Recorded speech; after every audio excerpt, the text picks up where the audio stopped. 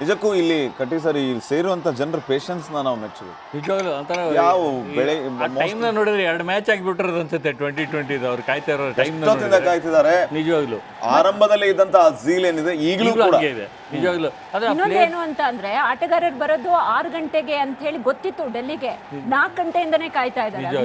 ಒಂಥರ ಅದೆಲ್ಲೂ ಸಹ ಹುಮ್ಮಸ್ ಎಂಬುದು ಏನಿದೆ ಅದು ಕಡಿಮೆ ಆಗ್ತಾನೆ ಇಲ್ಲ. ಅದು ನಾನು ರಾತ್ರಿ 10 ಗಂಟೆ ಆದ್ರೂ ಸಹ ನಾನು ನೋಡೇ ಹೋಗ್ತೀನಿ ಎಂಬುದು ಇದೆಯಲ್ಲ, ಅಂದ್ರೆ ನಮ್ಮ ಹುಡುಗರು ಗೆದ್ದು ಬಂದಿರೋನ್ನ ನಾವು ಹೇಗೆ ಹುರಿದುಂಬಿಸ್ಬೇಕಂತ ಜನ ತೋರಿಸ್ಕೊಡ್ತಾ ಇದ್ದಾರೆ. ಸರಲ್ಲೂ ಆ ಹುಮ್ಮಸ್ ಕಾಣ್ತಾ ಇದೆ. ಮುಗಿಸೇ ಹೋಗ್ತೀವಿ ಕಾರ್ಯಕ್ರಮ. ಎಸ್, ಪುತ್ತೂರಿಂದ ಪ್ರಸಾದ್ ಅಂತ ಕರೆ ಮಾಡಿದ್ದಾರೆ. ಪ್ರಸಾದ್ ಅವರು ನಮಸ್ಕಾರ. ನಮಸ್ಕಾರ. ಏನ್ ಹೇಳ್ತೀರಿ ಸರ್, ಎಷ್ಟು ಖುಷಿ ಇದೆ ನಿಮ್ಮಲ್ಲಿ? ಸರ್ ತುಂಬಾ ಖುಷಿ ಆಗ್ತಿದೆ. ವಿಜುವಲ್ ಎಲ್ಲ ನೋಡ್ಬೇಕಾದ್ರೆ ನಾವು ಅಲ್ಲಿ ಮುಂಬೈಗೆ ಹೋಗ್ಬೇಕು ಅಂತ ಅನ್ಸುತ್ತೆ, ಅಷ್ಟೊಂದು ಖುಷಿ ಆಗ್ತಾ ಇದೆ. ಸರ್ ನಾವು ನಿಮ್ಮ ದೊಡ್ಡ ಫ್ಯಾನ್ ಸರ್. ತುಂಬಾ ಚೆನ್ನಾಗಿ ನಿರೂಪಣೆ ಮಾಡ್ತೀರಾ. Thank you sir. ಹಂಗೆ ಸರ್ ಟೀಮ್ ಇಂಡಿಯಾಗೆ ಏನ್ ಹೇಳೋದಕ್ಕೆ ಅಂತ ಇಷ್ಟಪಡ್ತೀರಾ? ಯಾವತ್ತಿದ್ರು ಕಪ್ ನಮ್ದೆ ಮೇಡಮ್.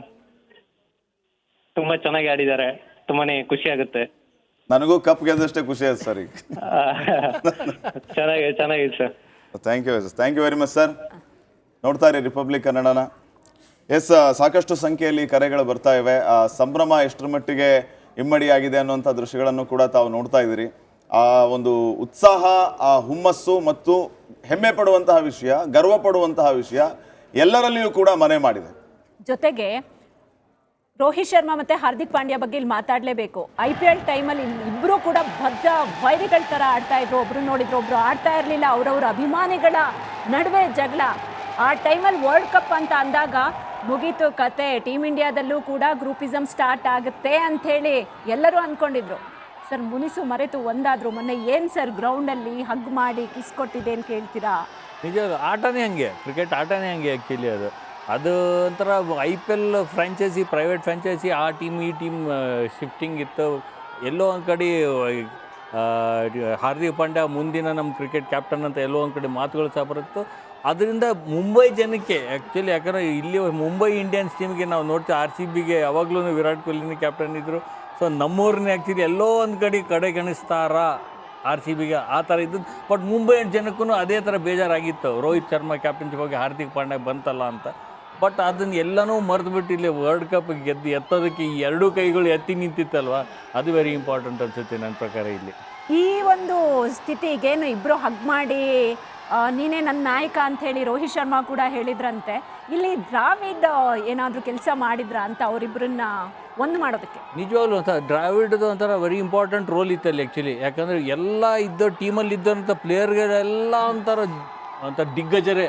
ಅವ್ರನ್ನ ಒಟ್ಟಿಗೆ ತೊಗೊಂಡು ಹೋಗ್ಬೇಕಾಗಿರೋದು ಅಷ್ಟು ತುಂಬ ಈಸಿ ಕೆಲಸ ಅಲ್ಲ ಅದು ಆ್ಯಕ್ಚುಲಿ ದ್ರಾವಿಡ್. ಅದನ್ನ ಅವ್ರ ಮ್ಯಾಚ್ ಆದಮೇಲೆ ಆ್ಯಕ್ಚುಲಿ ಅವ್ರು ಹೇಳ್ತಾರೆ ಮೀಟಿಂಗಲ್ಲಿ, ಎಲ್ಲೋ ಒಂದು ಕಡೆ ಎಲ್ಲರೂ ಸಹ ಒಟ್ಟಿಗೆ ನನಗೆ ನೀವು ಒಂಥರ ಸ್ಪಂದಿಸಿದ್ದಕ್ಕೆ, ನನ್ನ ಇದಕ್ಕೆ ತುಂಬ ಧನ್ಯವಾದಗಳು ಡ್ರೆಸ್ಸಿಂಗ್ ರೂಮಲ್ಲಿ ಅವರು ಇದರಲ್ಲಿ ಹೇಳ್ತಾರೆ. ಅಂದರೆ ಪ್ರತಿಯೊಬ್ಬ ಸ್ಟಾರ್, ವಿರಾಟ್ ಕೊಹ್ಲಿ ಇರ್ಬೋದು, ಜಡೇಜಾ ಸುಮಾರು ವರ್ಷಗಳಿಂದ ಆಡ್ತಾ ಇದ್ದಾರೆ, ರೋಹಿತ್ ಶರ್ಮಾ ಸುಮಾರು ವರ್ಷಗಳಿಂದ ಆಡ್ತಾ ಇದ್ದಾರೆ, ಹಾರ್ದಿಕ್ ಪಾಂಡ್ಯ ಒಳ್ಳೆ ಹೆಸರು ಮಾಡಿದಂಥ T20. ಸೊ ಎಲ್ಲರನ್ನೂ ಇಂಡಿವಿಜುವಲಾಗಿ ಹ್ಯಾಂಡಲ್ ಮಾಡಬೇಕಾಗುತ್ತೆ ಅಲ್ಲಿ. ಸೊ ಅಷ್ಟು ಮಾಡಿ ಗೆದ್ದಾಗ ಅದನ್ನ ಎಲ್ಲೂ ತೋರಿಸಿಕೊಡಲ್ಲ ಅವರು, ಎಲ್ಲೂ ತೋರಿಸಿಕೊಡಲ್ಲ. ಎಸ್, ಚಿಂತಾಮಣಿಯಿಂದ ಭೂಷಿತಾ ಅಂತ ಕರೆ ಮಾಡಿರೋದು. ಭೂಷಿತಾ,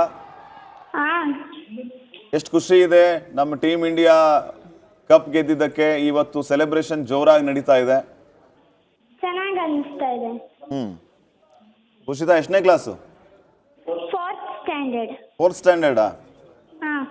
ಮ್ಯಾಚ್ ನೋಡಿದ್ರ ಅವತ್ತು ಭೂಷಿತಾ? ನಿಮ್ಮ ಫೇವ್ರೆಟ್ ಪ್ಲೇಯರ್ ಯಾರು? ವಿರಾಟ್ ಕೊಹ್ಲಿ. ವಿರಾಟ್ ಕೊಹ್ಲಿ. ಯಾಕೆ ವಿರಾಟ್ ಕೊಹ್ಲಿ ಇಷ್ಟ? ಅವ್ರು ಚೆನ್ನಾಗಿ ಆಡ್ತಾರೆ.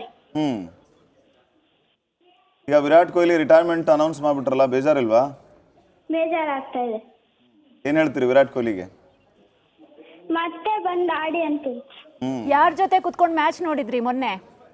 ನಮ್ಮ ಮಮ್ಮಿ ಜೊತೆ. ಇಂಡಿಯಾ ಗೆಲ್ಲುತ್ತೆ ಅಂತ ಕಾನ್ಫಿಡೆನ್ಸ್ ಇತ್ತಾ ಭೂಷಿತಾ? ಗೆಲ್ಲುತ್ತೆ ಅಂತ. ಪೂರ್ತಿ ಮ್ಯಾಚ್ ರಾತ್ರಿ 2 ಗಂಟೆ ತನಕ ನೋಡಿದೆ. ನೆಕ್ಸ್ಟ್ ಡೇ ಸ್ಕೂಲ್ಗೆ ಹೋದ್ವಾ ಇಲ್ವಾ ಭೂಷಿತಾ? ಹೋದೆ.